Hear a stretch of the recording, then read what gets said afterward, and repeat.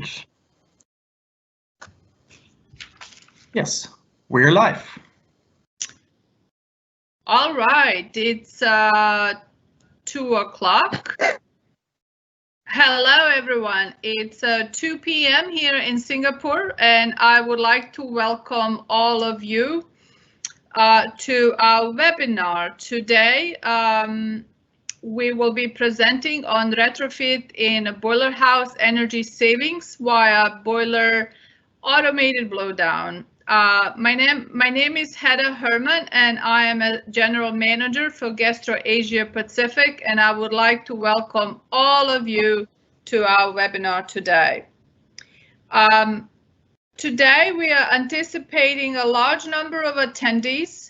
We have our customers and our partners, and as well as our engineers located around the Asia Pacific region, starting from Pakistan over to India, South Korea, Japan, New Zealand, Australia, Southeast Asia, and everything in between. So hello everybody, and I sure hope that technology is serving you very well, that you can see us very well.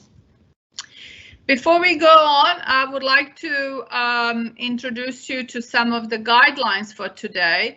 This session will be recorded and available after this session, and we are happy to share with each of you. All of you are muted. Sorry about that, but all of you are muted. However, your voice still can be heard. If you feel free to drop us a question, anything you would like to share with us, drop us in a chat area. Please do include your name so that we can come back to you and answer your question if we don't get to answer your questions today. So today we will have a chance to address some of your questions after each session. Again, if we don't get to it, we will come back to you at a later time. Okay. Another thing to point out is also the beautiful technology of 2020 does allow us to use live captions. What this means, if you go on your screen, when you see 3 dots, you can select the closed captions, and what it will do, it will not translate, but it will actually caption in English if that's easier for you to read than it is to listen. All right, so today our presenter, as you know, your request was for presenters, for our experts from Germany to join us. Therefore, we have invited our experts, Olav Hadre and Marcel Meyer. They will be your presenters today. They will introduce themselves at a later time. I also would like to take an opportunity and introduce you to our sales managers in your regions. Kwang Nguyen, he's our regional sales manager in Southeast Asia. Myung-Chul Choi, country manager Korea, and our national sales manager in India, Haresh Rajendran. So I am sure you all are in connection with them. However, contact information is listed here, or feel free to connect with our representatives, distributors, partners in your regions that you're already working with. For some of you maybe attending for the first time one of our trainings with sessions with GESTRA. So just very briefly to introduce GESTRA as a global division for to you. We are present around the world. We have one factory continues to be in Germany, means all of our products continue to be manufactured in Germany. We also have 10 operating companies which are listed on the left-hand side, and we also continue distributorship model throughout 75 countries around the world. So now, without further ado, I would like to introduce you to Olav Hadre. You will see from the summary that Olav has been with GESTRA since '92.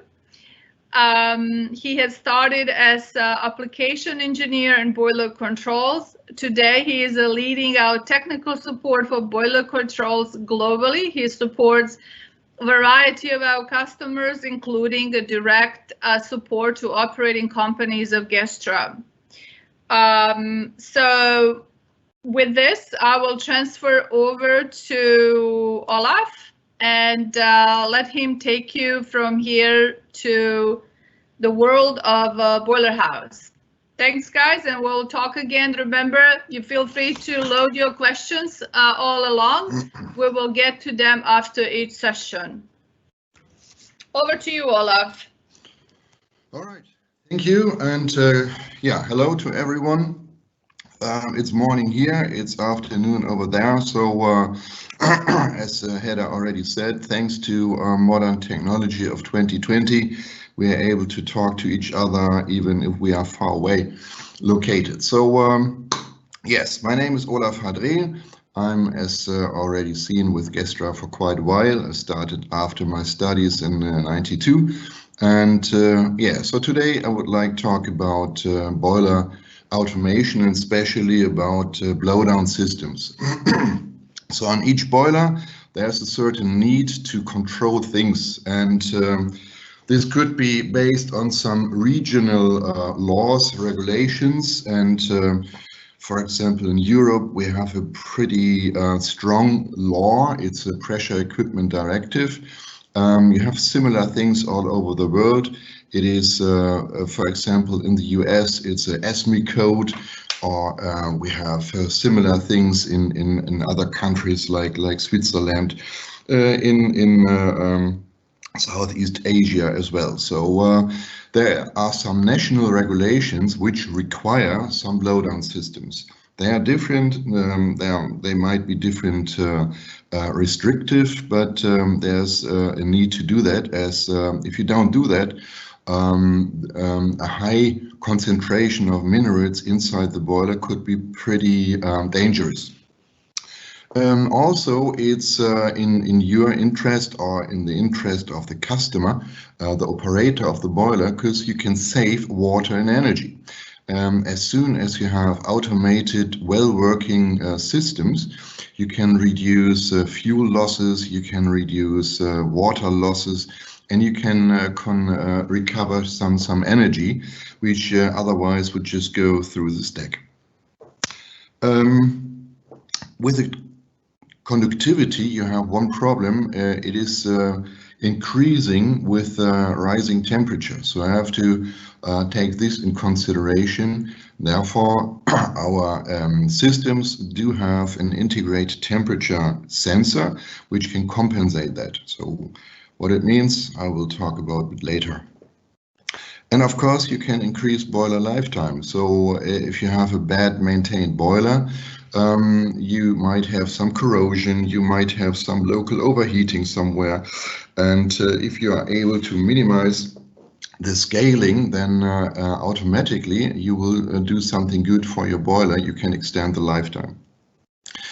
Also, if you do something good for your boiler, for the scaling, for the deposits, you can make sure that the steam quality is good, because the steam, or if you have a high level of scaling inside the boiler, the heat transfer is not good, and the burner is running on high load, but a lot of the energy do not reach the water, so you can't convert water to steam. Therefore, the steam pressure drops, the steam capacity drops as well. So good water quality means safe steam quality as well. Yeah, reduce fuel losses, we just said. And if you have a continuous blowdown system, you can also recover some heat from the blowdown stream. What it means, we will talk about later. This is actually what we have. It's two different specialized systems. On the left-hand side is a continuous blowdown valve. It's a BAE series.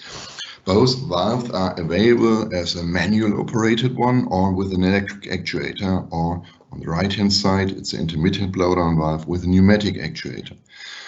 Both valves should be installed in different places. So the continuous blowdown valve should be somewhere installed close to the water surface, where water or steam is leaving the water, the concentration of minerals will be very high. Whereas all the particles, the mud and sludge, will collect on the boiler bottom. So therefore the intermittent blowdown valve should be installed close to the boiler bottom. And this is how such boiler will look like. It's a scheme of a boiler where you have pretty much all the equipment installed which is needed to some international or European laws. Starting left-hand side, it is a superheater. You have some additional heat input to the steam, so where you have saturated steam which goes through a additional heat exchanger, and some additional heat will superheat the steam. And to make sure that there is not too much energy in the superheated steam, you need a temperature limiter here. This temperature limiter then is connected to a related switch. This one. This switch then will open a safety circuit. The safety circuit again is connected to the burner control system, and if something is not okay with temperature, with pressure, with other things, the related burner control system recognizes something is wrong and will just cut the fuel supply to the burner, so the flame inside the flame tube of the boiler stops. So this is the red line here. This is the safety circuit. You have some more which is connected to the safety circuit. It's, for example, a pressure switch, or in this case also the conductivity sensor. You can see this is the conductivity sensor. It looks like that. It has a little display and it will show you the actual conductivity inside the boiler drum. It should be installed from the side close to the water surface. Make sure that there's always a certain amount of water on top of this sensor. So it's always covered with at least 5 centimeters, better 10 centimeters of water. This one is connected, this one is connected to a controller or to a safety switch, and both of them are also connected to the safety circuit, which will also stop and lock out the burner. In addition, you have 2 low-level electrodes. Low-level is also an important thing inside the boiler. If you do not have enough water inside the boiler, also it is dangerous for the operating condition. Some steel structure inside the boiler could overheat, might be damaged, implode, and remaining water can enter the boiler house. This is actually boiler explosion, and this is also something we like to avoid. Therefore, you have 2, in Europe at least, 2 low-level limiters. They are also connected to a rated switch, and this switch again is connected to the safety circuit to stop and lock out the burner. Other thing is high level. High level in some cases might be also dangerous. If there's too much water inside the boiler, it could flood the steam system, the superheater and other parts, and lead to some thermal cracks there, which is something you don't want as well. This one is connected to a separate switch. In this case, it's a safety switch, which will look after the feed water system. So in this case, the high level alarm, the high level limiter will deactivate the feed water pump. So it's an extra switch which will do a different thing. If you have too much water inside the boiler, you want to keep the burner running. So you want to get rid of water, and therefore you have to stop the feed water pump to prevent overfilling. This is basically what you need as safety equipment on a steam boiler. And we would like to focus on this part here. So it's a conductivity control system. This sensor is in this case connected to a controller. This is a conductivity controller, LRR, and this LRR will then drive, in this case, 2 valves. It's a continuous blowdown valve. this one, which is constantly open. As soon as the boiler starts to produce steam, some additional minerals comes to the boiler water and concentrate. Problem is with the conductivity that the minerals you would charge to the boiler, which is hardness, salt, which could be some calcium silicates, that could be some other stuff which is harmful to the boiler, will come with the feed water to the boiler. And the bad thing is it stays in the boiler water. So it's not possible for the minerals to evaporate. So they cannot leave the boiler water again with the steam. So therefore the concentration of all these hardness and minerals inside the boiler water is getting higher over time. So therefore there's a need to discharge a certain amount of water from the boiler. And this is done by this separate continuous blowdown system. As soon as you charge feed water to the boiler, you will automatically bring some minerals to the boiler water. And this amount of additional minerals has to be discharged with a separate blowdown valve. And this is this one over here. It is again attached close to the water surface and is discharging some water. The other one is connected to the boiler bottom. The main purpose here is not to discharge water to reduce conductivity. The main purpose is to discharge sludge and mud. You can imagine that if you have some water chemicals, if you have some hardness, all this is pretty heavy and it will fall down to the boiler bottom. And this valve, this bottom blowdown valve, intermittent blowdown valve, will open quickly. It will discharge a high amount of minerals, of deposits in a very short while. So it creates a pressure drop inside the boiler drum. This pressure drop creates flash steam on all the little particles. They will be lifted and move towards the blowdown line, as you have some kind of suction effect at the same time. So this valve operates frequently, for example, every 8 hours, once per shift, 4 times a day. So it depends a bit on the water quality. It is pneumatic actuated. You have a pretty high pressure there, which opens the valve very fast. Keep it open for a short while, like 3 seconds. And then the spring and the boiler itself will close the valve. So you have a quick action blowdown valve, and the idea is really to have it open fast and close fast as well, to be able to create the wanted pressure drop inside the boiler. So where does the water goes to and where is the water coming from? On the left-hand side button, you see the steam boiler. This is where everything happens. Water from the feed water tank goes into the steam boiler. So this water is already slightly contaminated. Unless you invest in a very, very good water treatment system, which is demineralizing, for example, the feed water, then the amount of minerals is very low. If you just have a simple softening plant, then the water is soft, but still you are bringing some hardness, some other minerals to the boiler water. And so the driver is really the water treatment system, how good the feed water could be. If you have a continuous blowdown valve in place, then it is possible to bring this blowdown stream to a flash vessel. This flash vessel then will separate steam and dumped water. So this water can't be used again inside this feed water system, because it is contaminated and you have to dump it to the sewage system. What you can do is you can send it to a additional heat exchanger. And this heat exchanger, for example, could preheat the feed water from the water treatment system.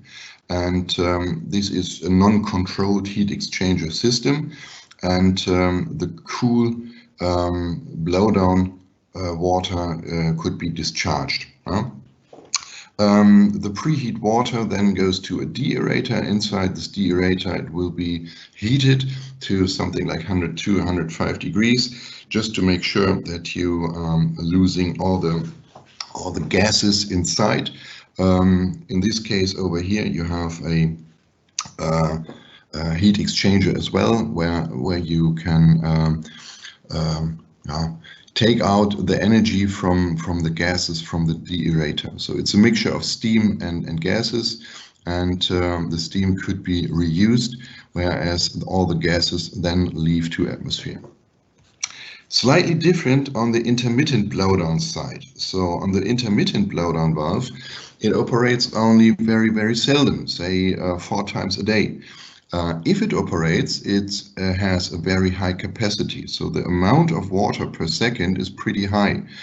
If you would like to install a blowdown cooler, then this blowdown cooler has to be very, very huge, and it is used only a few times a day, so that doesn't make sense in a financial way. So therefore, it's better to have a mixing cooler. And this mixing cooler or intermittent blowdown valve or intermittent blowdown receiver is just about to destroy energy, if you want. Again, you have flash steam in there, but this flash steam will be cooled down with extra cooling water, which comes from the grid. It's actually an energy destruction thing, just to make sure that you do not have too much flash steam over the roof. So this is basically the feed water and blowdown cycle in a boiler house.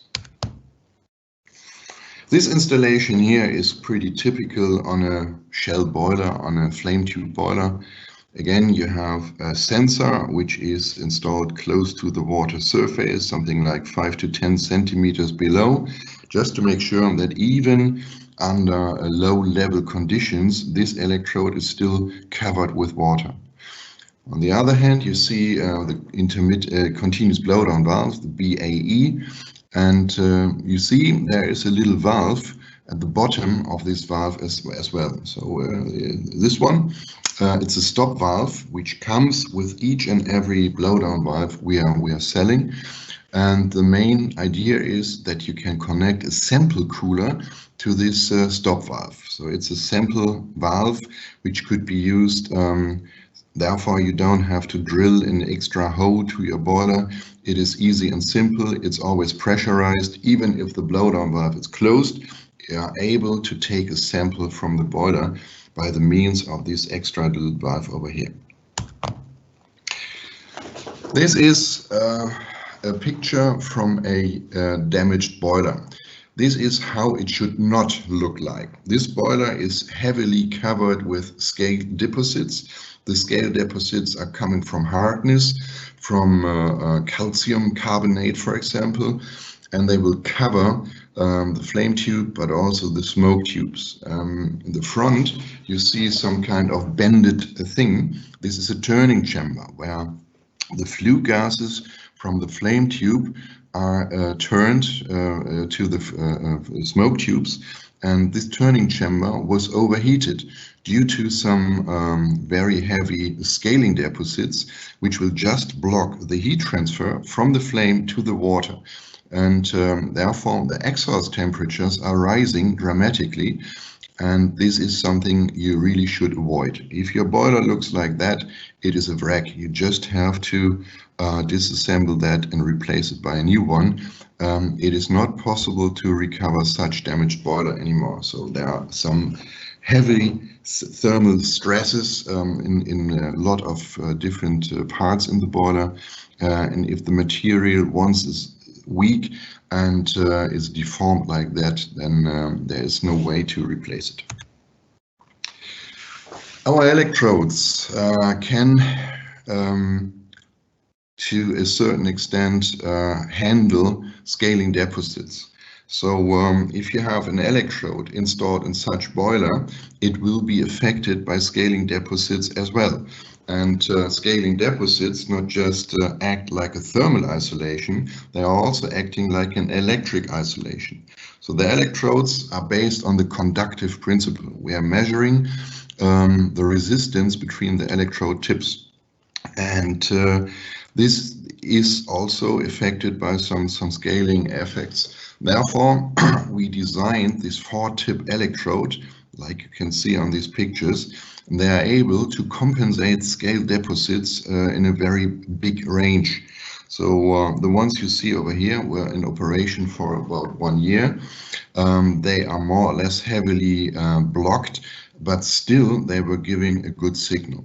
So our technology can compensate dirt in a very big scale. Our suggestion is to take out the electrode at least once per year and clean it. So hardness is usually not stable against acid. So if you would like a soft acid like citric acid, for example, put them in overnight, the next day they will look like new. So you can easily clean such electrode by the means of citric acid, for example. This is how our blowdown valve looks like. The problem is we are dealing with boiling water. So it's pressurized boiling water inside the boiler drum. And this is what we have to take in consideration. Boiling water under pressure tends to produce flash steam as soon as you put a pressure drop on it. And flash steam requires a bigger volume, a bigger room compared to water. So the trick is that we allow water to flash. On each stage of this blowdown valve, we increase the volume to allow water to flash. And finally, we are able to handle velocity, steam flow velocity. And that's a trick inside this valve. So we have a multiple stage nozzle here. And on top is also a pressure reduction ring. It's a ring with a lot of holes, and each hole is also able to reduce the pressure and to allow the water to flash. If you would do that with a single seated valve, you will have the full pressure drop in a very little gap, in a very small orifice. And so the velocity will get very, very high in there as well. And fast water drops inside such gap will act like sand. So it's actually like sand blasting the seat and the cone, and this will not last very long. This valve over here, the BA46, can easily last for decades. So we had one valve in operation for more than 40 years without changing the internals, just cleaning from time to time, and that was it. So they are long-lasting, reliable products. You can actually calculate how much water you have to discharge. It's an easy percentage presentation, and what you can do here is just, or what you need to know is the conductivity of the boiler water. So what is the maximum conductivity you're allowed to have? It is usually given by the boiler maker. So the boiler maker itself is setting some guarantee levels. So if you operate a boiler, for example, on a too high conductivity, then the problem is that the boiler maker says, okay, it's damaged and we do not give you any guarantee on that. On the other hand, you might need to know the feed water quality. So it's driven by your feed water control or treatment system. And this feed water treatment system could be reverted osmosis for very good water, or just a simple softening plant where you have not so good water. And this is a little formula you need to know, and this is driven by the boiler capacity, of course. This is a little calculation here. If you have feed water from a softening plant with 150 microsiemens, the capacity is a 10-ton boiler, and the boiler maker want to have something like 4,500 microsiemens of boiler water quality. then you have a blowdown rate of 345 kilograms per hour. This is something you have to discharge just to make sure that the boiler water is not getting too high. The quality of the feed water conductivity is not getting too high. You can imagine if your feed water quality is getting better, like 50 microsiemens, for example, the blowdown rate drops accordingly. So it's maybe only a third only you have to discharge. This is calculation. It's pretty straightforward. By knowing that, you can also size your blowdown valve. So depends on the body. If it's a 1 inch or 2 inch blowdown valve, it is driven by the blowdown rate your water is requesting, or your boiler structure, a given system is given. If you see this, this is a little comparison between manual and automated blowdown systems. I know that in many countries, no one is really investing in an automated blowdown system. The reason is obvious. So you have a blowdown valve. This is open the whole day and will discharge some amount of water. That's it. The problem here is you like to be below the guarantee claim of the boiler all the time, of the boiler maker, right?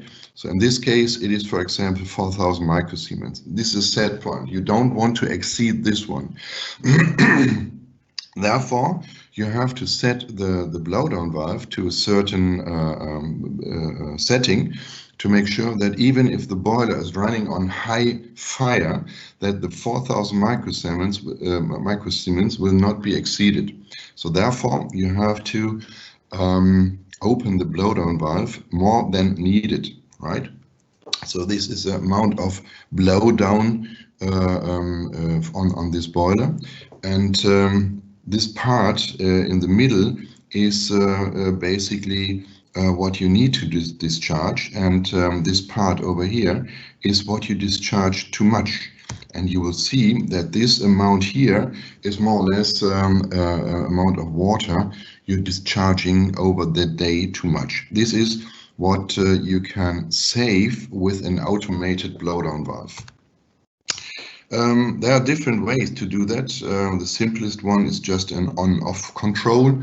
Finally, it looks like a chainsaw curve over here. It is a version with a manual temperature compensation. With other words, if your boiler has some fluctuations in temperature, it will directly affect the measurement. Or if you invest in a slightly better system with an automated temperature compensation, you are able to keep your set point at all time. So even if the steam temperature is changing, then this system is able to compensate that. I created an Excel spreadsheet. This is something we could distribute after this presentation to you as well. It's just to see what is about my investment. It's a, if you want, payback calculator, where you can put in some figures. It's an Excel spreadsheet, and this Excel spreadsheet is able to change some values. So everything red could be changed, where you have the feed water temperature, you have the type of fuel, which is, for example, oil or gas, the boiler efficiency, then the cost per ton of fuel, which is different in different countries. All this is getting interesting by the operating hours per year. So in this case, the boiler should operate the whole year, 24 hours, 7 days a week. The cost of feed water. In some countries, water is almost for free, like in Norway. In other countries, water is very, very expensive because you have to get it from seawater and convert it to drinking water, to desalinate, or to take out all the salt and so on. You can also put in the quality of your feed water here, and you can put in 2 different boiler water values.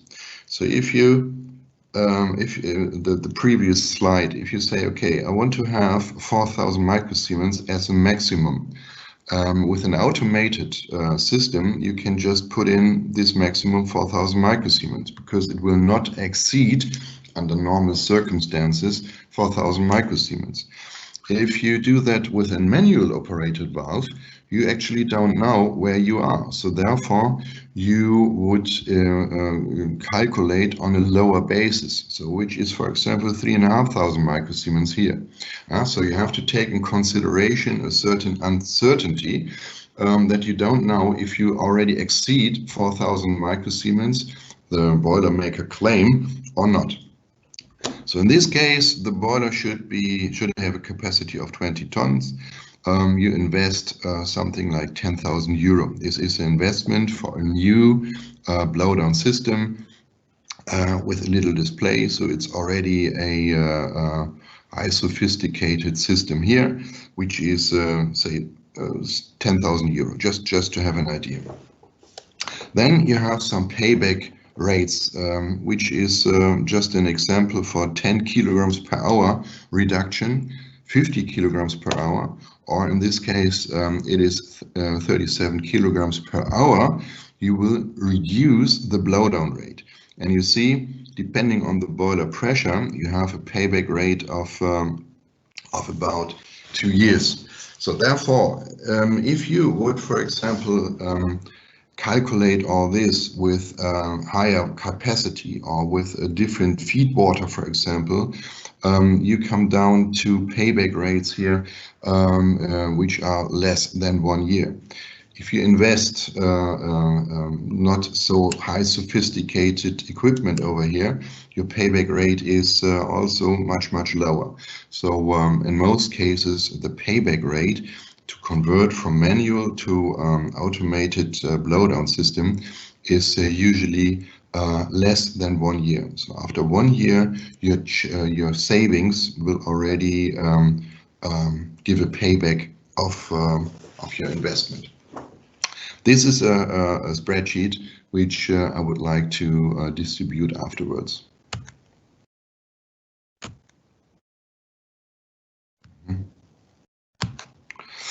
Right, taking some sample from a boiler. So this guy here is taking a sample from the side glass, from the level gauge.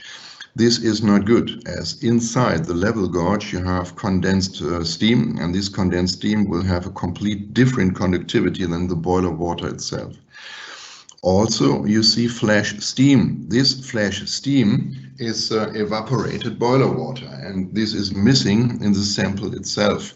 So depending on the boiler pressure, you have to recalculate, if you do that in this way, to the real boiler water conductivity.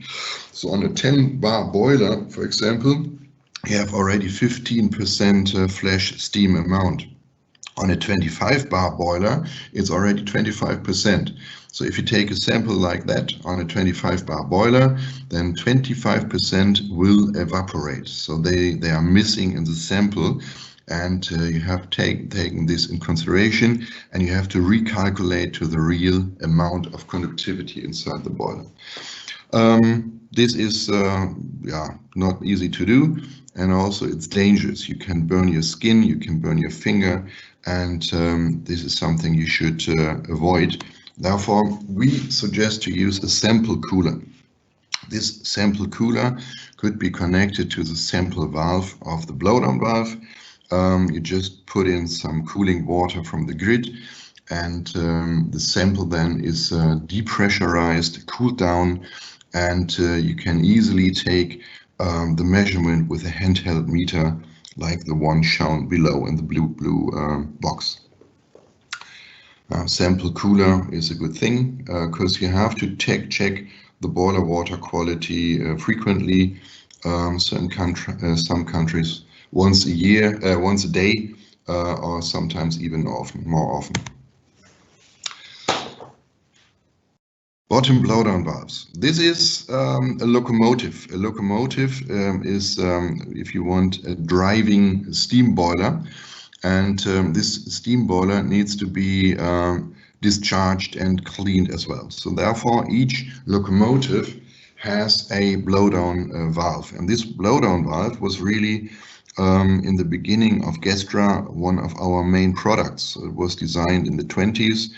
And it's a type AZL. It's steam driven, and it's really in the heart somewhere under the steam drum of the locomotive.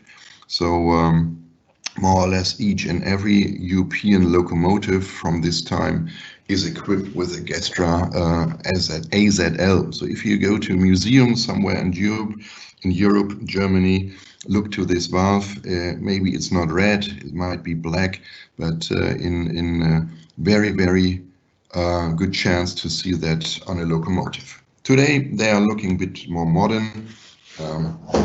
It's more like this. This is a special valve as well. It is a fail-safe design.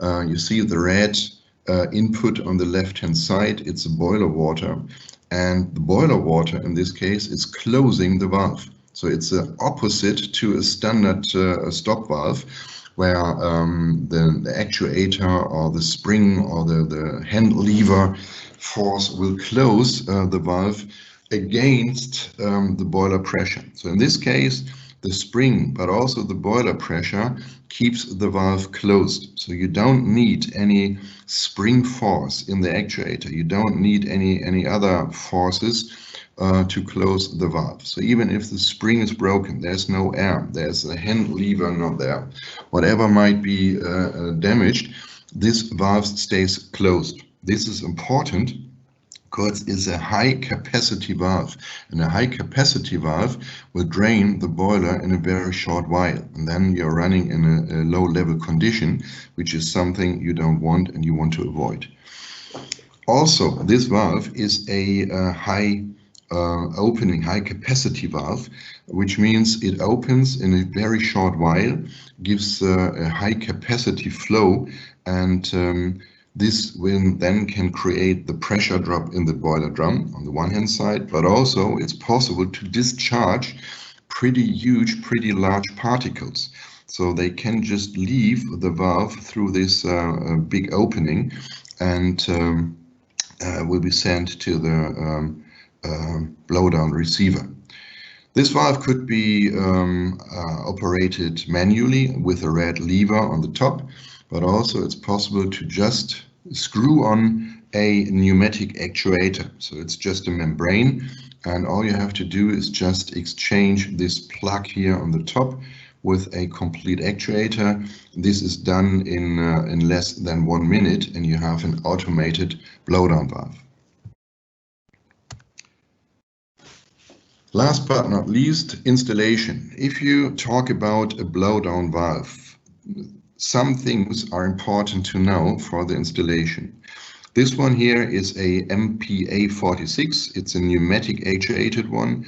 You see there is a solenoid valve on top. It's a 3-bay solenoid valve, which is actuated by pressurized air. Pressurized air around 4 to maximum 8 bar. There is a little diagram with the documentation which gives you an indication of how much pressure you need for different back pressures.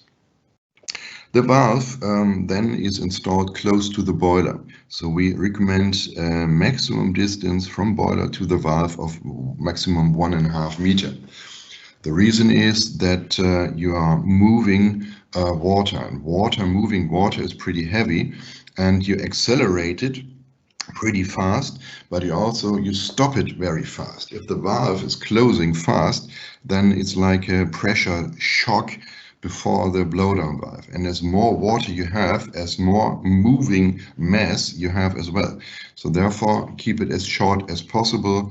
As I said, recommendation is 1.5 meter from the boiler to the valve. Also, you can see that the blowdown line on the right-hand side is much bigger. So the inlet is maybe 1 inch and the outlet is 2 inch. The reason is, again, flash steam. After the valve, you will have a mixture of water and steam. This is due to the fact that you have flash steam, boiling, pressurized boiling water. And also, this is what you can see is that this valve has a certain slope, and the slope is needed to drain the blowdown line. You can imagine if you operate this valve every 8 hours, the blowdown water will be cooled down. So it's if this line would be full with cold water and you operate the valve for 4 seconds, then you will inject a mixture of flash steam and water to the cold blowdown line, and this will create water hammers, and the water hammers in this case will be dramatically. So I've seen a blowdown pipeline jumping around about 1 meter just due to the fact that it was not drained after the blowdown cycle, and flash steam was entering the cold blowdown system. So make sure that your pipe work is dry after the blowdown cycle. So use a certain slope between the blowdown valve and the blowdown receiver, or if this is not possible, use an AK. It's a special valve from GESTRA, which is open without pressure, and as soon as you have a pressure, it closes, and that could make sure that the blowdown line is drained at all time. All right, that was my presentation for today. If you have any questions, as Hedda said, you are able to give it in a written format, and I'm trying to answer as far as possible. All right, guys. Thanks, Olaf. That was really good. I appreciate that. I hope our audience also was able to follow. I'm not sure, Kwang, if we have any questions now or if you wanted to save for later. Should we move to Marcel? Yeah, Hedda, I think we have several questions, and Olaf, could you please help us to answer some of the questions from the audience? All right. Okay. So Yeah, sure. Olaf, if you can just pick whichever you want to pick and try to answer a few of those. Yeah.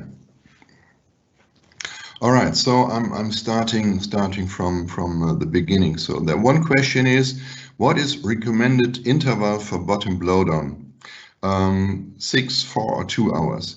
This is difficult to answer because the blowdown cycle is purely timer based.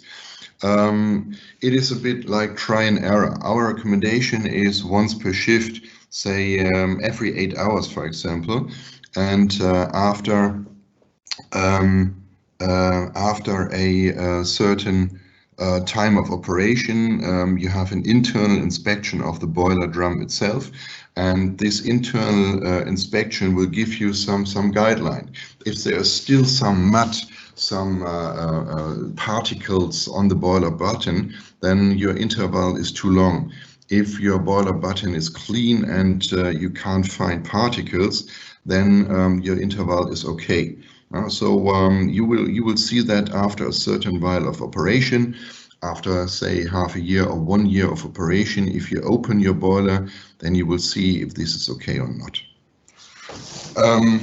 So it's different, for example, to the continuous blowdown, where you have an electrode, and this electrode is always measuring the real conductivity inside the boiler. So you have a set point, and this set point will always compare with a measured value. Different on the boiler, on the intermittent blowdown, it is purely timer based, and it's kind of experience. So starting with 8 hours, and if this is not sufficient, reduce that to a lower time. Well, there's also a question, was this pro and was this against? And Kwang already said maybe we need to explain that question more in detail. Right, so I'm struggling in getting this down.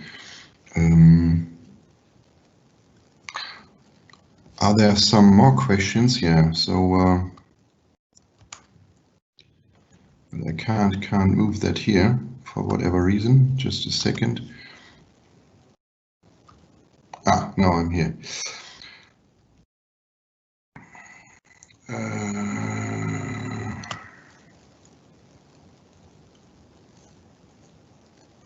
Refer to slide. If the set interval set too long, example 6 hours, boiler water TDS may rise above the manufacturer recommended TDS level.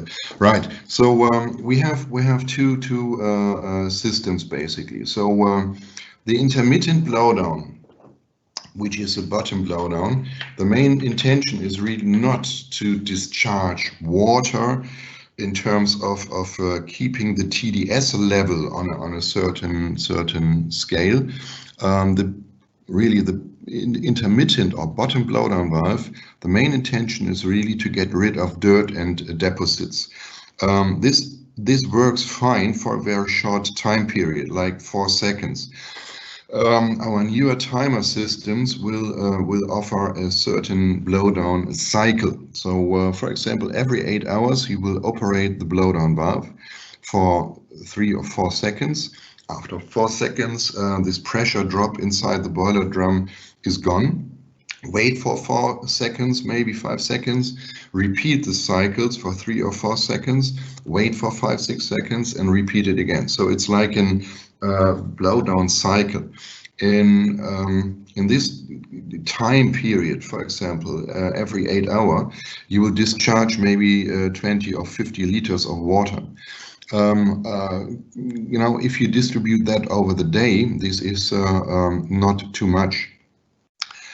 So the main water to discharge to keep the TDS level inside the boiler stable is really the continuous blowdown valve.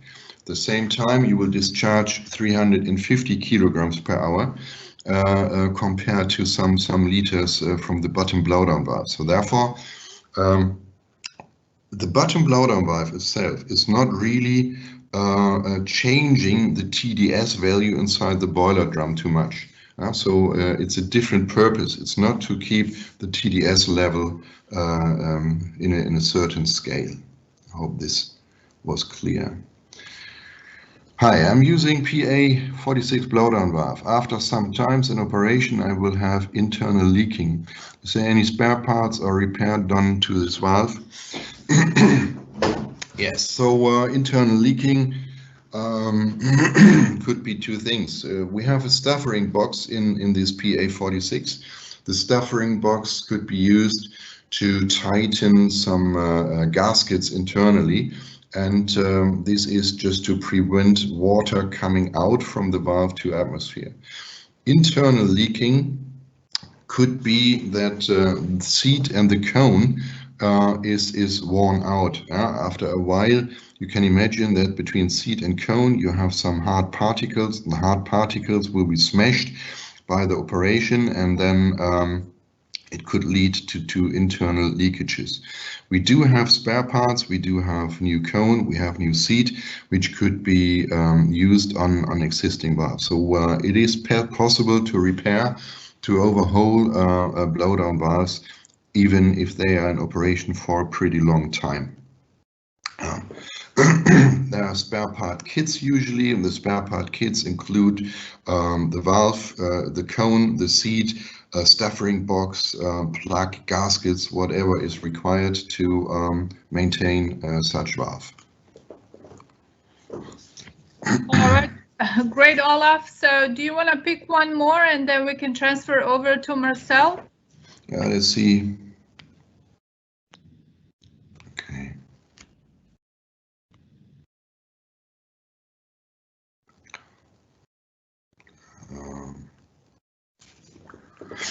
I have a PA46 manual blowdown valve. Can I change to MPA without changing the manual valve? Only install the controller on top of the existing valve. Yes. As I said, all you have to do is just take out the plug on the PA46 and then turn on the pneumatic actuator on the new one. What you have to do is you have to take out the manual hand lever. So this is just for safety reasons. You have to take out the manual lever before you turn on the new pneumatic actuator, as if you have a pneumatic actuator, it's pretty powerful, and you can't see when it operates. And if you're close to the valve with installed hand lever, then it will break your leg or your arm, so it's dangerous. Therefore, it is necessary to take out the hand lever before turn on the pneumatic actuator, but you don't have to change anything else. So you can convert a manual valve very easily in less than 1 minute to a pneumatic one. All right, so there are some more, but I think we are running out of time here. Yes, no problem. Yes. As announced at the very beginning, for the rest of the questions, we will follow up after the webinar. And if you have included your name, we will come back to you directly. Otherwise, we will generically publish your questions and answers. So thank you all very much. I really appreciate your time and your help. I'm sure the audience enjoyed to hear your expertise as well. So now I guess with this, over to Marcel, who will introduce himself and who will also continue on a subject. So thanks, Olaf. All right, you're welcome. Yes, thank you very much. Thank you, Olaf, for all this information we got already referring to the topic. So we want to talk about today about the boiler house electronics. So Mr. Hadre already started with some basic information about the PA and BA, so the continuous and intermittent blowdown valves, which is of course a very important part of the boiler house and the boiler equipment, that we need to operate it in the most efficient way. Now we come to the second part of this webinar. We want to speak about retrofit in boiler house. So when do I have to change my electronics? Because sometimes we never know, does our electronics do their job fine, everything is good, or do we have to exchange it because we want to keep the system as safe as possible? We already heard about the flashing of steam or the flash steam that appears when a boiler gets depressurized, and this could lead to a boiler explosion. So this is something that we really have to prevent. And nowadays we got much more efficient to that. So boiler explosions are more and more seldom. And this is because we have electronic safety equipment around it, which will guarantee that we don't run into trouble. But also electronics have, let's say, an aging process. They will not, they will guarantee that your system is safe much longer than mechanical systems. This is proven by scientific reports, but we always have to consider, okay, if I have my electronics installed for more than 25 years, maybe I should at least think about taking a look inside and check whether it's still working fine or not, just to guarantee that the system is still safe. So this will be the content of the second part of the presentation. Who will be the presenter? It's me. My name is Marcel Meyer. I am part of the GESTRA Academy. So I'm mainly making seminars, usually face-to-face seminars, trying to teach about the very basics of steam and the automation technology around a steam and condensate cycle.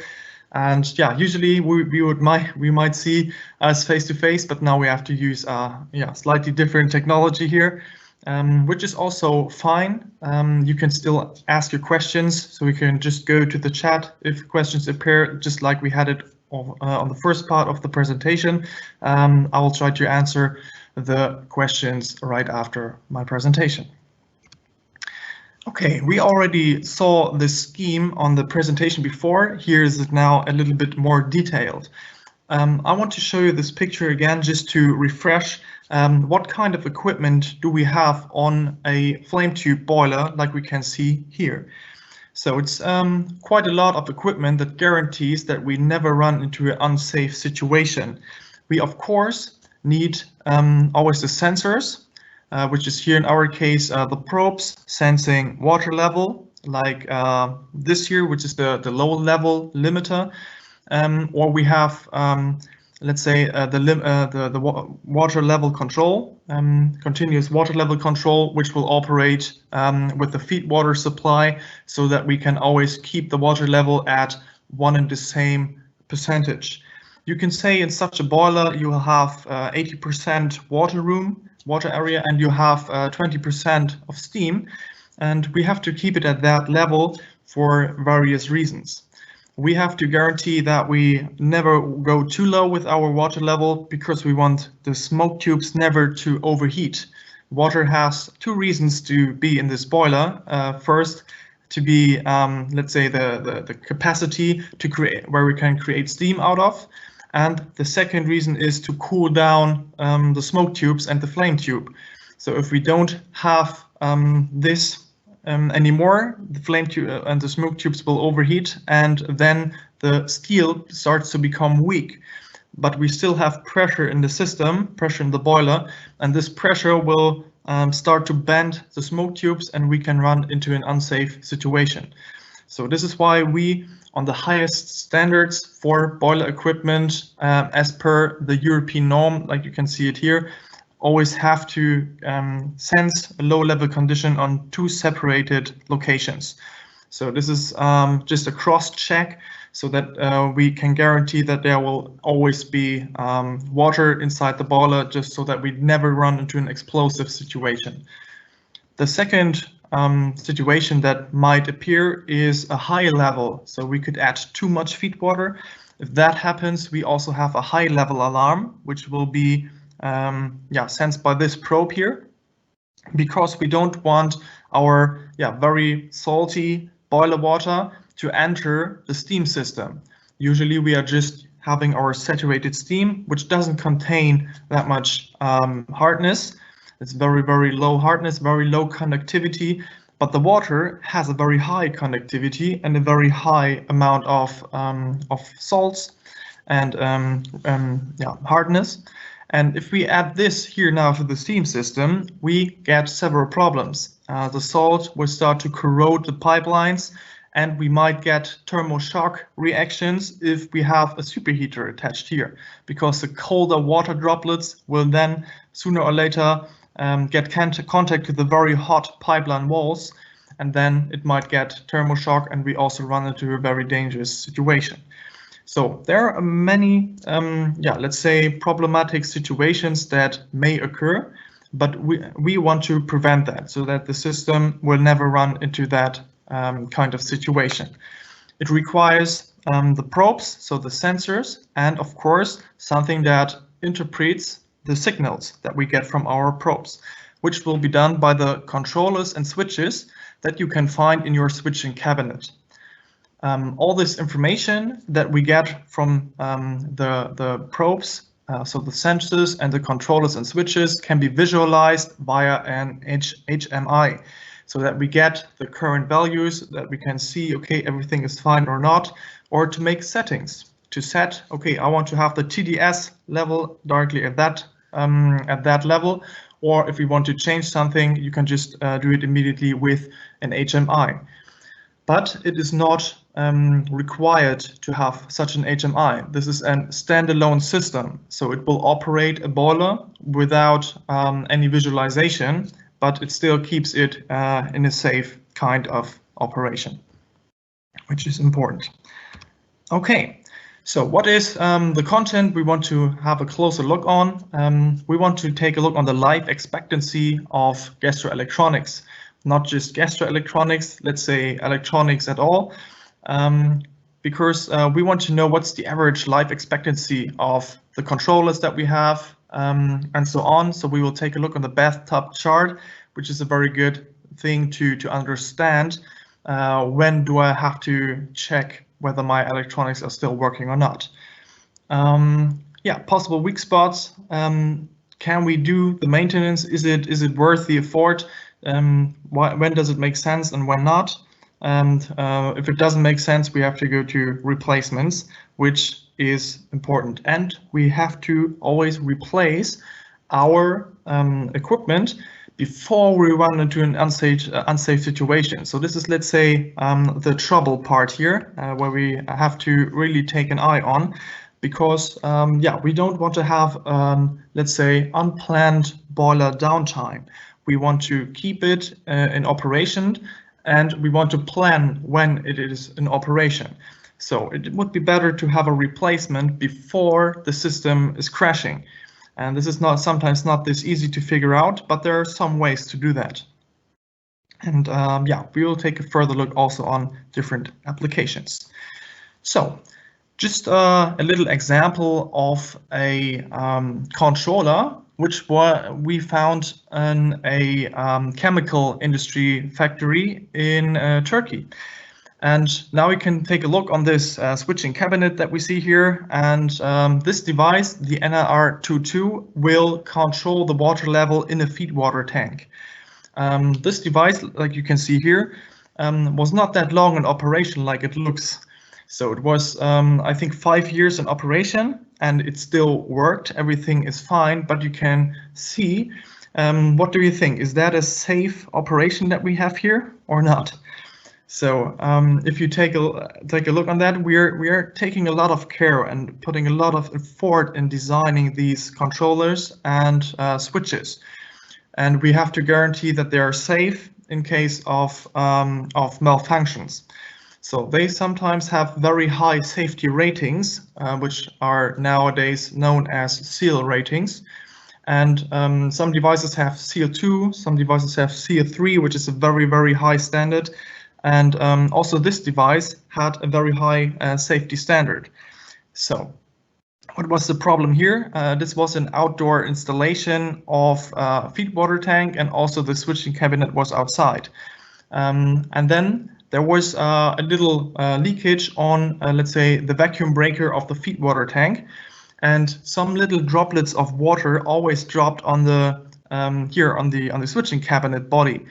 So there was quite a lot of corrosion, and so this is not a safe way to operate a system. So we have to guarantee that everything can work at the best possible conditions, what we cannot see here, and they had to replace this design just to make it safe again. Yeah, but there's already a model that replaces the NRR2-2. It's an NRR153, for instance. So this is also something that's not nowadays technology, but it was already replaced by some new equipment. So just a very simple example we can take a look on, just to compare industry electronics to the electronics that we find at home. So if you take a look on the requirements, what our industry electronics have to deliver, and what they do and how they operate, it's quite different to what we find at home. So if we have a 3-pass flame tube boiler and we operate it 24 hours a day, maybe the whole year, so it operates all the time for 10 years, then we can have a sum of almost 90,000 hours of operating time, which is quite a lot. If we now compare this to a common television that we have at home, so it will run maybe 3 hours a day, maybe a little bit more, maybe a little bit less, it depends, for 250 days. So not every day, sometimes we are on holidays or on vacation. And yeah, we could say we replace our television like almost every 5 years, just a brief estimation. So you will have a sum of just 4,000 operating hours. So if you compare it, it's 20 times, more than 20 times more time in operation for industry electronics, and they have to, within at least the 10 years of operating, guarantee that they work in a safe way.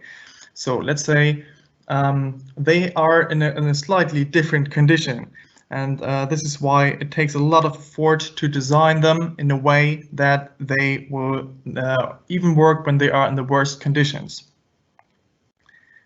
Okay, I want to show you the bathtub diagram, because this is something that gives us an idea when to think of, okay, I have to take a look on my electronics. We have here on the left side the failure rate. and we have here the time. Our example that we want to take is, okay, we install 100 new pressure limiters over the whole factory. In the very beginning, we will have quite a lot of failures because there were bad installations, or yeah, maybe some not working pressure limiters because we are testing them and they were not working in the way we wanted it to work. So there were, let's say, this very early beginning failures, which will be decreased by time. So the more the time is passing, we decrease this kind of early failures. Then we will reach, let's say, a middle time where we have a very low pressure failure rate. So everything is fine, the system is working, and we can guarantee that everything's fine. And then we come to a very important line. So here at this part, we have an increasing failure rate again, but just here in the very beginning, the first failures appear. Then we have to think of changing electronics, because now the electronics were aging and I have to exchange something. Some parts also on your televisions will, let's say, age faster than other parts. For instance, you have little capacitors on the planteens, on the in the electronics board in your television, and these capacitors will dry out by time. So after 5 to 10 years, maybe they cannot work anymore. One part of the system will overheat, and we will, let's say, create shortcuts or will destroy the planteen. So for televisions, this is somehow planned, I guess. So they plan with this time of 5 to 10 years, what I would expect. But when we speak about safety equipment, we have to guarantee that it will work much, much longer. So here's the time where we have to react. We have to react that we will not get into the situation where we have very high amount of failures. All right, we are just not speaking about the age of safety equipment.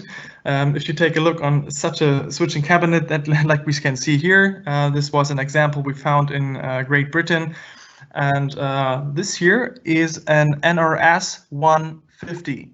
And this is a level switch. So it will, let's say, open the safety circuit to the boiler control and shut down the boiler burner in case of an emergency situation like high water or low level. And this device has a SEAL 3 rating, which is the highest rating for safety equipment you can find in the boiler industry right now. So a very, very safe device, which was fixed in that way, like we can see it here. So this is absolutely not the way how we operate our safety equipment. We really have to do it in a different way. There's another failure that might occur because of that kind of installation. We have this little belt here, and it was used to fix the switch, but we have here a little test knob. So as soon as we press this test knob for 3 seconds, we will start a test low level. So we run into an unsafe situation just by test, but this will shut down the burner. So just to check whether the switch is working or not. And if it's constantly pushing the knob here, then of course the system can never go into operation. So another reason why we should rather decide to take some money for a bigger safe switching cabinet. That would be much better. Yeah, if your equipment looks like this, then we should think about replacing it. Because if you take a look in your switching cabinet and you find this 19-inch rack technology, then you can be sure that, let's say, the technology is not on the newer standards. So we have to think of replacing it. Even if they are still in operation and working, we should at least check whether they're working fine, or we should bring it to the new standards, just because we want to prevent the boiler downtime. we don't want it to run into an unplanned downtime situation. So we have to be first, we have to be there before we run into this situation. And this is if we just keep in our minds that we have to replace it every 10 to 20 years.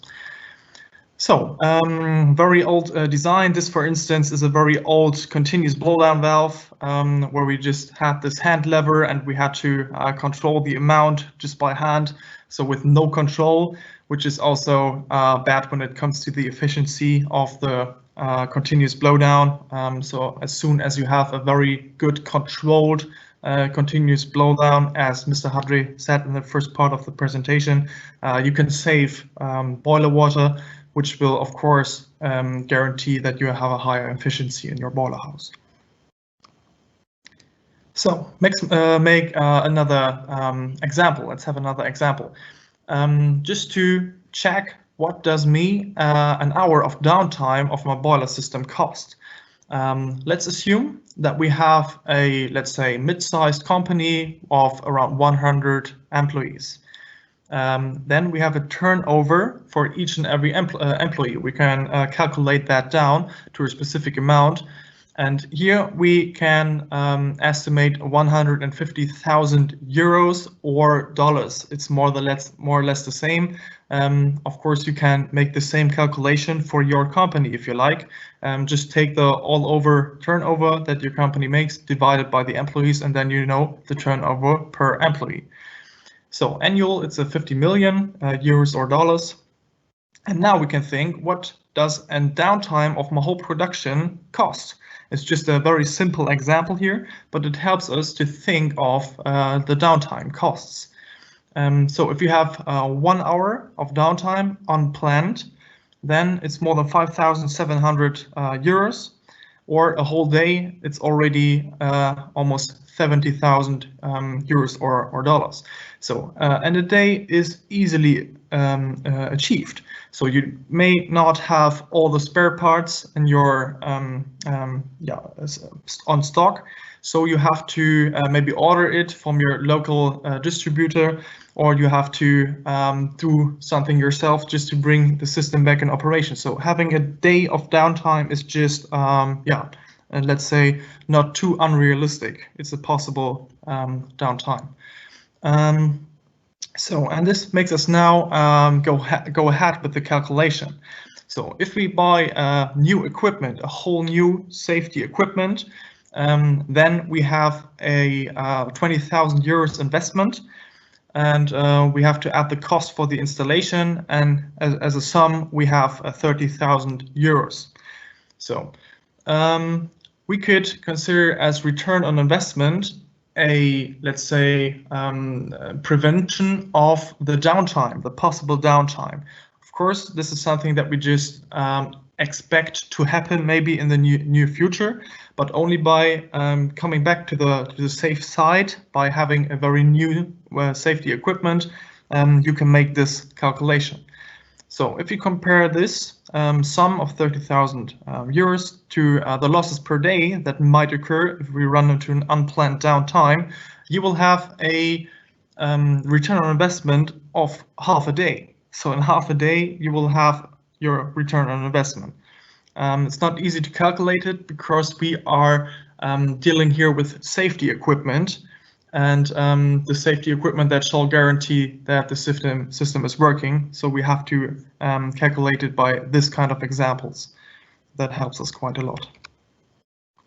Okay, if I take a look inside the boiler, which I should do either according to European or to your local laws. Maybe there is a requirement that tells you how often you have to take a look inside and to check how the bottom of the boiler body look like, or how the flame tubes look like, whether you have scaling or not. But you should also take a look on your safety sensors. So the sensors that shall guarantee that the system is working fine. Of course, the limiters and the controllers. So what might happen? So if you have many people involved in designing a new project, you will have specialists that maybe doesn't have time, but the system has to be start up in just a few days. So we have to just do it in some way, but maybe not the right way. So what was happening here? This was an installation of an Energy 1650 as a low-level limiter. And this company, when they made the installation, haven't had the right switch for this sensor. So they used, let's say, a different switch that had a different power supply for the probe. So it used 24 volts DC, and usually these probes are working with alternating current, so with 24 volts AC. The problem was polarization. So they created polarization in the boiler, and the polarization will not just split the water into hydrogen and oxygen, it will also just dissolve the tip, the electrode tip. So, and then I cannot sense anything anymore, I have to replace it. So also this is something you should look up, whether you have the right switches and controllers to the right probes. Something that will increase the lifetime. So if I drill out also the conductivity probe that we have in the boiler shell, as Mr. Olaf Hadre said, always 5 to 10 centimeters below the low water level line, so that we can always guarantee that there is water, so that the electrode will always have contact to water. We should also take a look on the tip of the electrode, because we are measuring here the conductivity, which has a certain unit, and this certain unit is microsiemens per centimeter. So we are measuring the conductivity according to a specific distance, and if this distance changes, we don't have a trustful result anymore. So we have to guarantee that we always measure at the same distance. As you can see on the example here on the left lower side, you will see that the distance already changed quite a lot. So because of the scaling, which has a very high conductivity and a decreased distance between here, we'll have a slightly different result in the end from the electrode. So we have to clean them, and just also, as Mr. Hadre said, it's just citric acid. You can just put it into citric acid for a few hours, maybe one day, and then you can replace it and you will come back to the results that you are used to. Yes, same as with that kind of picture. So this is a specific conductivity electrode 4-tip design. And this 4-tip design has the advantage that it has a self-compensation of the scaling. So it can guarantee for a much longer time that we have a trustful result of the conductivity. So there's a cross-checking of these 4 electrode tips, and they will start to recalibrate themselves and to cross-check whether the whether the values are all the same all the time. Yes. So the next part of this presentation, I want to show you the very newest standard for boiler safety equipment. So this is a product range that was issued by the end of last year, and it fulfills the highest standards in the world for safety boiler equipment. It is called a Spectre Connect system. And yeah, what's so special about the Spectre Connect system? There are many parts that belong to this system, and what's very, very new is a safe TDS limiter in line with European regulation. So we can now have a safe TDS limitation. So we can put the signal from the conductivity probe to a safety switch. And if the TDS value is just too high, it will open the safety circuit to the burner control, and it will stop the burner. So this is just to guarantee that we also run into safe situation. So if the TDS value is too high, which will sooner or later maybe lead to scaling and to different or to dangerous situations, we can guarantee it with this very safe kind of operating. Very high connectivity is one of the most important parts of this new bus communicating system. So it's very easy to get all the information from the boiler to higher ranking systems, maybe your control room, so that you can make even settings, or you get all the information to, let's say, a central part of your production.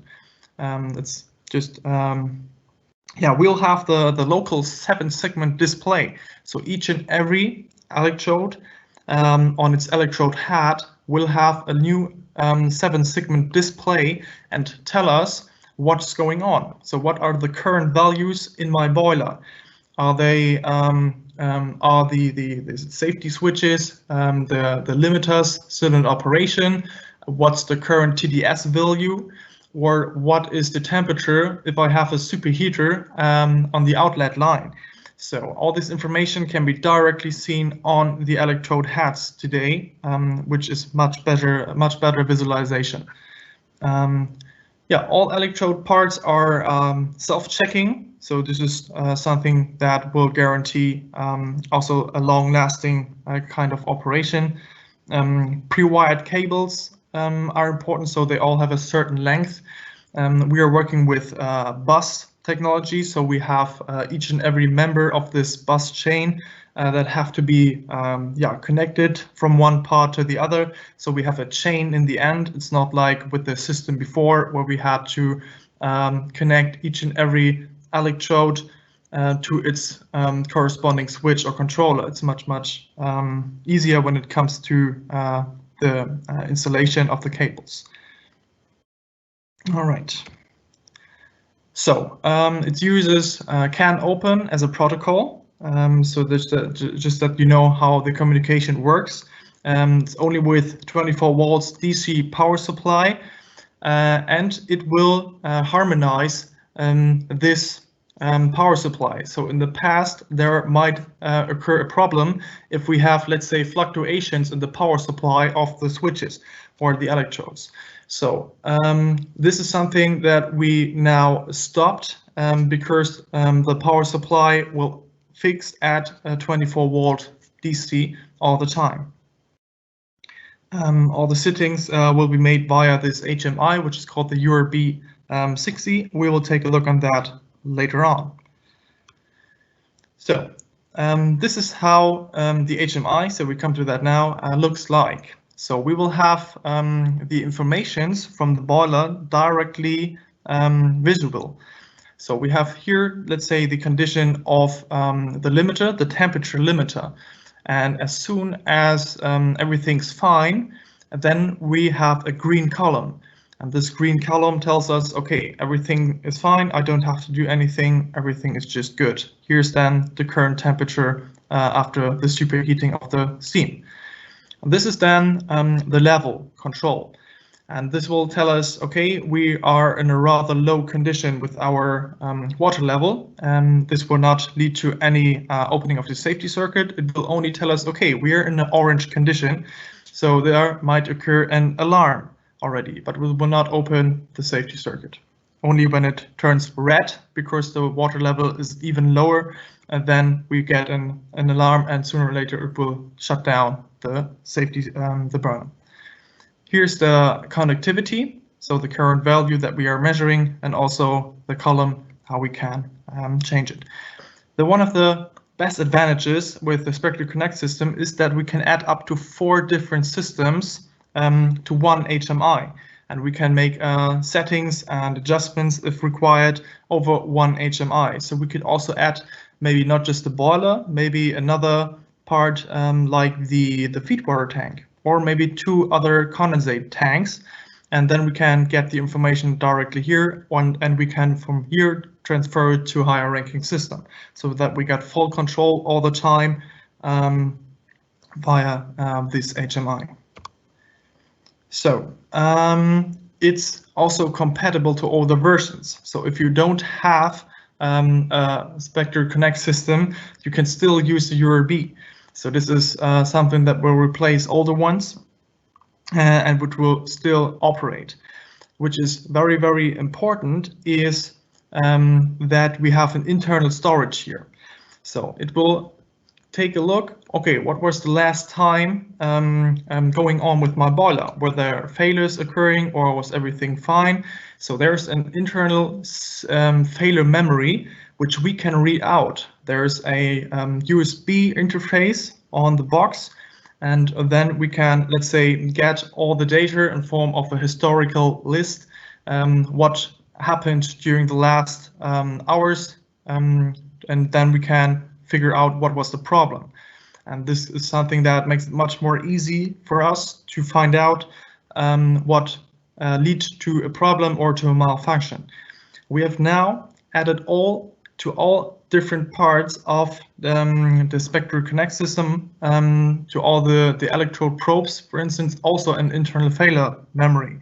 So also the electrodes will measure what was going on and did they had any failures or not. So as soon as we had a problem, it will save the situation, and also the electrode can tell us what went wrong and what we have to do now. So this is also an all new device.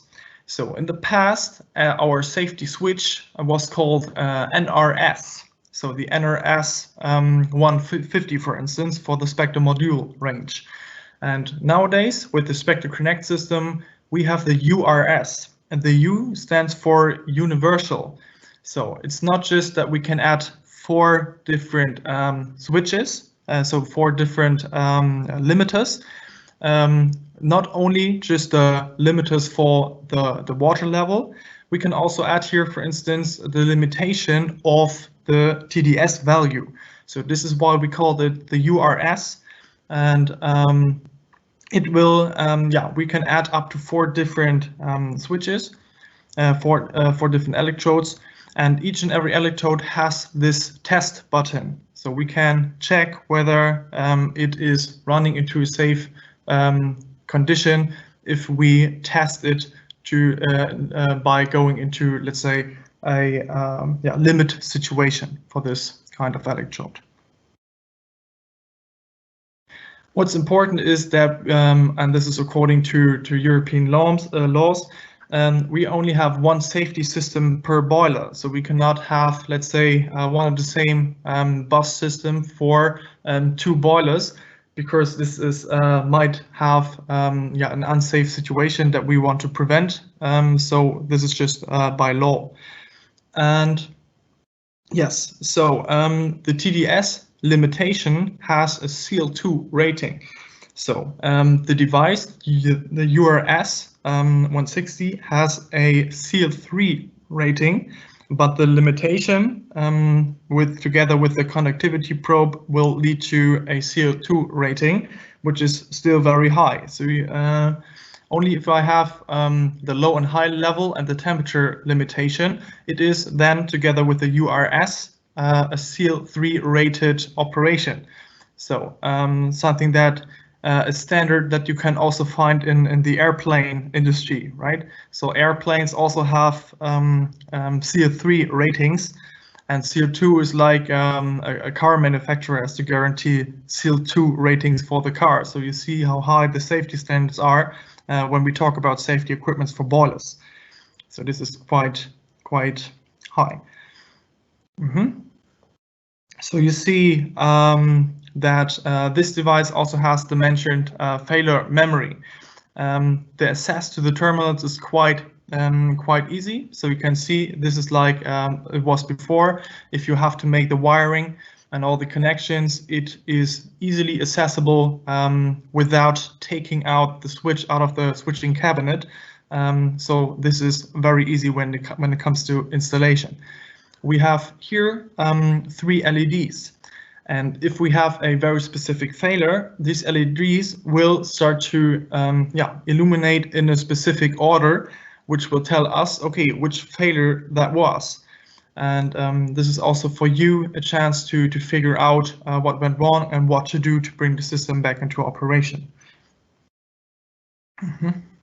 And as also mentioned, standalone system, so no HMI required. This will do the work on its own in this case. So this is the temperature limitation. So we will have a, if I have a superheater, and then I should also, let's say, limit the temperature, because we have a steel pipe where we have our superheated steam traveling through, and it will start to become weak as soon as we're surpassing 550, 560 degrees Celsius. So we have to limit the temperature. We need a very, very precise temperature measuring device, such as PT100. And here in the TRV, we have the logic. So, and here we can see very nice the 7-segment display. So, and it will tell us the current temperature of the steam outlet, the superheated steam outlet that we have. So you get a direct indication of what is going on. And it has a, like all the electrode heads, a protection class of IP65. This is a standard that tells us how proof is this electronic against water or hard particles. So the first number, the 6, tells us, okay, it is very, very safe against, I would say, against hard particles. And the second number tells us how safe it is against water. And the 5 is rather high. So if you have in the beginning little water droplets just falling on the electrode head, this, if we have such a situation, this might require a 4. 5 is if I have, let's say, medium strong water stream falling on the electrode head. So also this is something that will be tested, and that guarantees this IP65 class. All right. So the NRR 260 is the new controller for the water level. So it works together with the continuous level control, like we can see it here. And here we only have a LED telling us whether everything is fine or not, because we get the indication of the current values here from the electrode head and also on the HMI if I have it. And so here for the NRR, it's only required to have, okay, everything is fine in operation. So if I open the chamber of the switching cabinet, that I immediately know what is going on. Is everything fine also with that switch or not? So this is something you can see here on the new device, the NRR 260. It works together with an NRG 2660. So this is the corresponding level sensor, like we see it here, right? This is the NRG 2660 level sensor, and it has a control output, the NRR. So we have to work with control signals now, just to set the value always to the same point. And which is also new is the calibration itself. So if we have only 25% of the water level where we want to have our boiler, then the calibration will be done automatically for the rest of the amount by the electrode and the controller itself. So in the past, in the very, very early past, I had to make the setting when I fill up the boiler, go to maybe 0%, and then I have to go to 100% of, let's say the capacity of the boiler. And let's say in more modern times, I had to go to 50% and then to 100%, and then to find the setting where I want to have the boiler. So now it's just increasing the water level to 25%, and then the rest of the calibration will be done by the electrode itself. So this will save quite a lot of boiler water, or fresh water, and which will make the calibration and the setup of the system much more easy. Okay, yeah, this is very much what I said already with the status LED for power and failure. So this LED can also turn yellow and red and will then give us an information, okay, something is not working fine. This is also a very new device. We can have from other producers, other devices inside the boiler house, but it might be that we need the signals from these products. So, and then we have to deal with this maybe foreign signals they're using. This is the reason why we developed this signal transducer called URW60. And this will convert 4 to 20 milliamps output signal to CAN open, so to the bus protocol we're using for the Spectre Connect system. So this is to integrate third-party level sensors into the system. So we have also here the status LED telling us, okay, working or not. And yes, so this is sometimes a very much required device, just to bring everything online. Okay, so this is the conductivity controller, the LRR160. So it's also the one working with the continuous and intermittent blowdown valve we had in the first part of the webinar today. So we will have here, let's say, we will have here two different kinds of outputs. So we can have, let's say, a switching of, let's say, or we have two different outputs here from the electrode head. It's like that, and this controller only works with the signals and starting to interpret the signals to control the TDS level, and will operate the intermittent and the continuous boiler control blowdown. So all the set points can be also done on the URB60 for the TDS measuring together with the LRR160. The corresponding probes are the 1660 or the 1661 sensors. And as I said, it works together with the BIE 4647. And yes, so this is the blowdown timer will also be delivered by the LRR.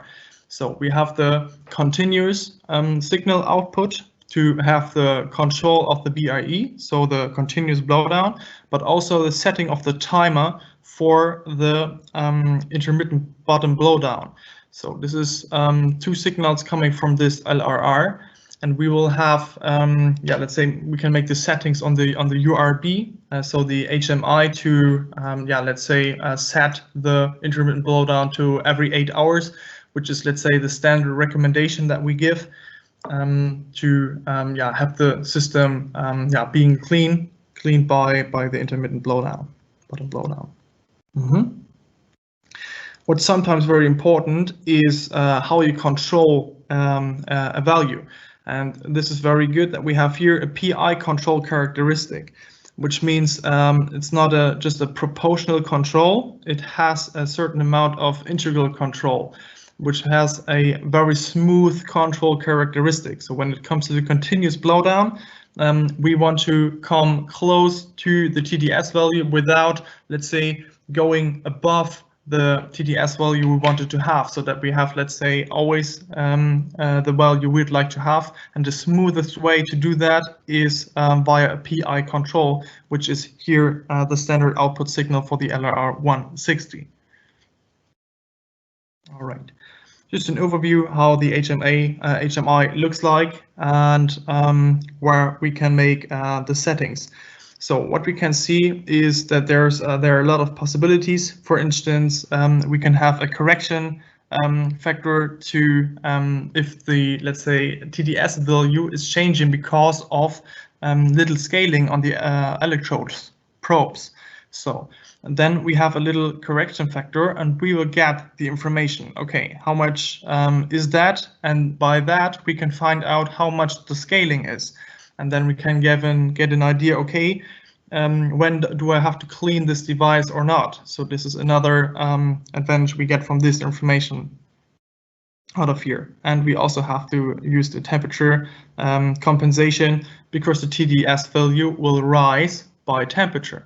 So the more the temperature is rising, the more the TDS value will rise. So for each degree Celsius, we will have an increase of 2.2% TDS value, which is quite a lot.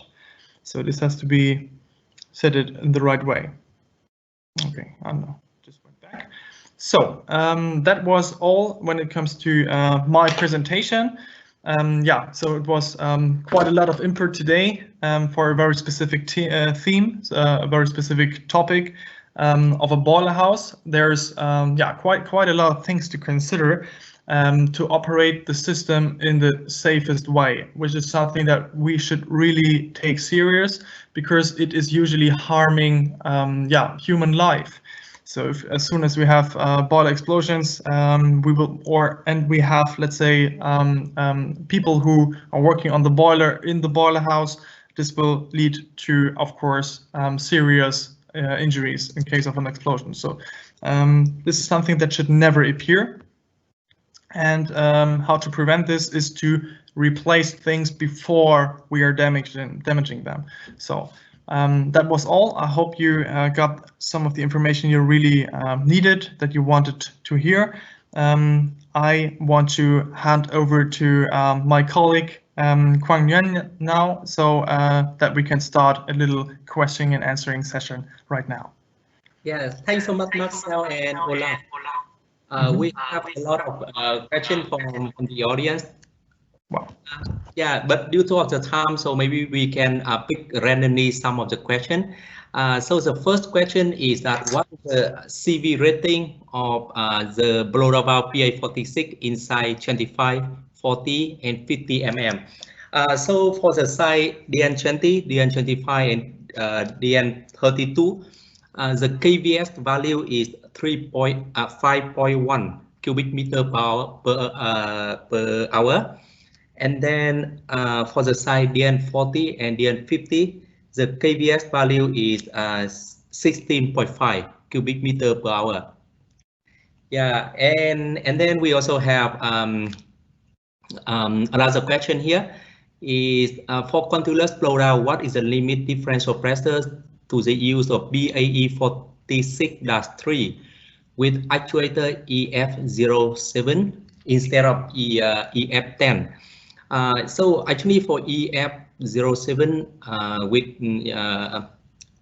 with the valve BAE 46-3, normally we use for smaller size, for example, the DN25. When you go to bigger size like DN40 or DN50, you will need BAE 46 with actuator EF10. And Marcel, do you want to pick some question, Marcel? Yes, I just have to go at the slide here because we have to just give me a second. Yeah. All right, perfect, that works. Let's see.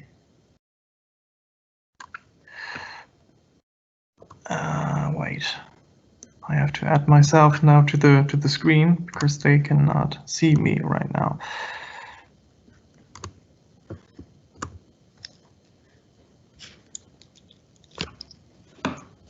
There you are. Everybody sees you, Marcel, now. Okay, perfect. So I was closing the presentation now. So now I changed to my webcam, which is hopefully not so bad for you. I want to, yeah, just pick another question. Please do. We have a few minutes left, just about enough time for maybe 1 or 2 questions, and then we can close it. Okay. I just have to figure out. Yes, can Spectra connect to PLC or SCADA? Yes, it can. So you can, yeah, let's say have a signal transmission, and it's absolutely possible to connect it maybe to, yeah, let's say Sematic S7, so to the Siemens PLCs, for instance. This is absolutely possible. Yes. Yeah, how to do boiler water level calibration. So usually you start that from the very beginning. So when you start up the boiler, then you have to go into a certain calibration mode on your, let's say, HMI, which is the simplest way to do that. And then you can make the setting. So there are, let's say, different slots where you can just push on that slot. Okay, now I have reached 25% of the capacity of the boiler. So and the rest of the calibration will be done by the Spectra Connect system. So it will calculate up to 100% itself, and then you can just set the value where you want to have the water level, and then it will control it automatically in case if it's required. So it's very, very simple. For other, let's say, product ranges like the Spectra module, it's a little bit different because we have to set then 0, 50, and 100%. So we have to add more information to it, and then you did the calibration.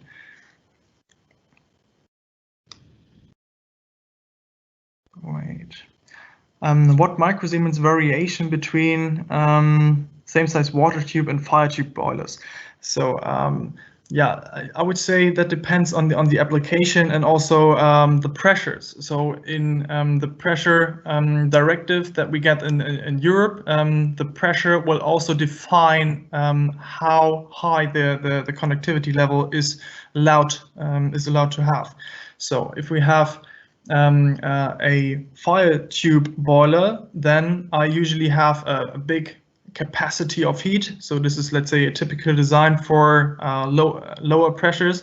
As soon as I go to higher pressures, I decide to have a water tube boiler because then it's the opposite way. We have the pressurized media, the water in the tubes, which allows us to go to higher pressures, which leads to the information that I usually have lower TDS values on, let's say, water tube boilers because they have other applications. But our recommendation is 1,000 microsiemens per centimeter as a standard.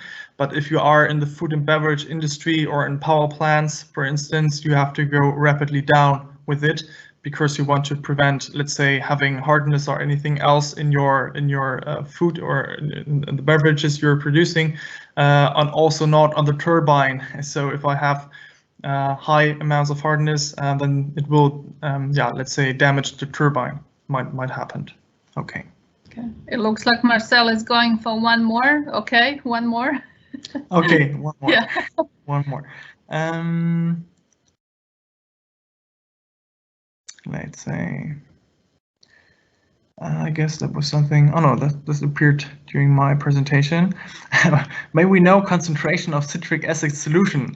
This is not that easily answered. I would say it depends on the concentration of the citric acid, right?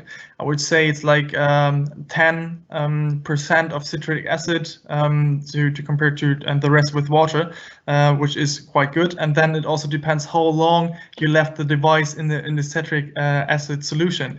But we are lucky we can take a look on it. So as soon as it appears clean to you, then you can, let's say, reassemble it and drill it back into the boiler shell just by taking a visual look. So you can make it make the difference just by visual means. Okay.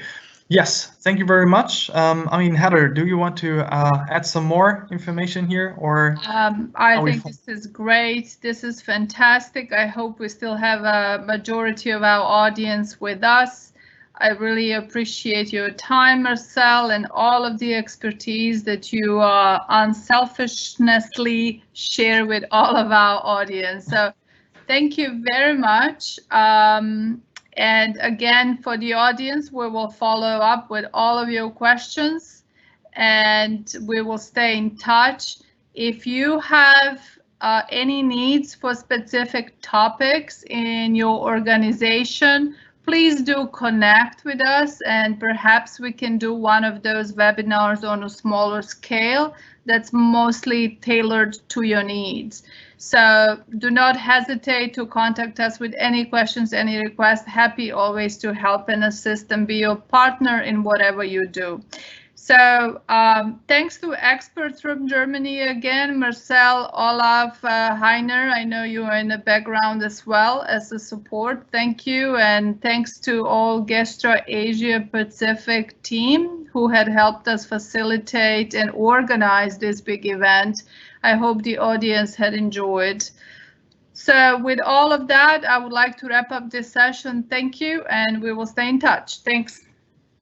Thank you very much. Thanks. Bye. Bye. Bye-bye. Bye-bye. Thank you very much. Bye-bye. Bye.